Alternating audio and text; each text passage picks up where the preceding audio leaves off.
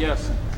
If we could assume that capital-intensive technology is profitable, how do we, as people who may not be benefiting from the profit system, influence those who are benefiting from the profit system to get into more labor-intensive, because it's going to cost them money to do that?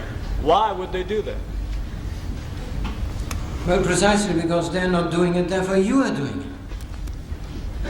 Why talk about other people? This is the appropriate technology movement are people who are now doing it. They are developing a technology so that they can stand on their own feet and that they can make modest profits, that they are viable. They have a very good chance because the super duper monster technology grew up at a time when energy was cheap and plentiful.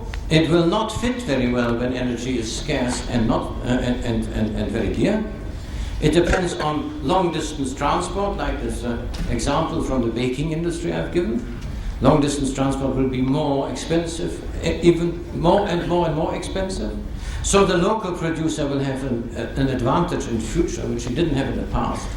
And if collectively we create organizations like the National Center, that we put intelligence into the development of small-scale, simplified technology, then of course we can create viability, and we might even get the help of the big corporations in doing so. But we go ahead whether we get that help or not.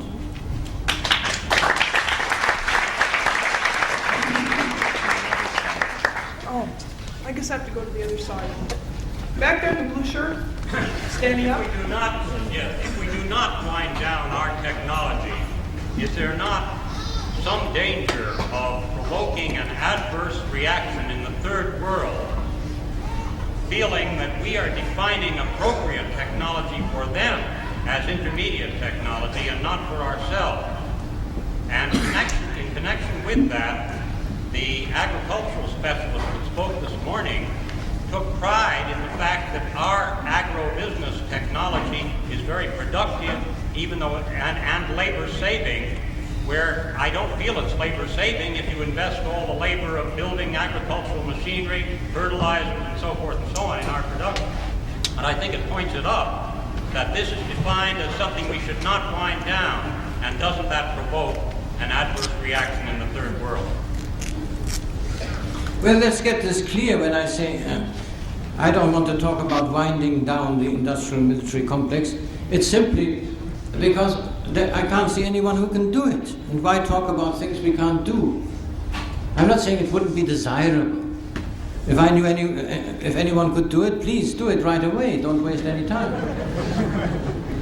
It is quite true that the example of the West is not the right model for the third world. That is what I've been concerned with for a couple of decades.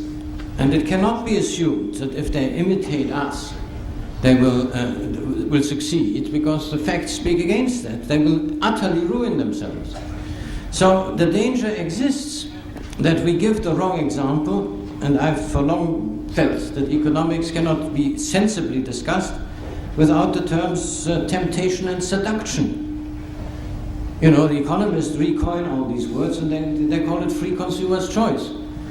You know? But that misses the point. It is very easy to tempt poor people with glittering things, but they won't do them any good.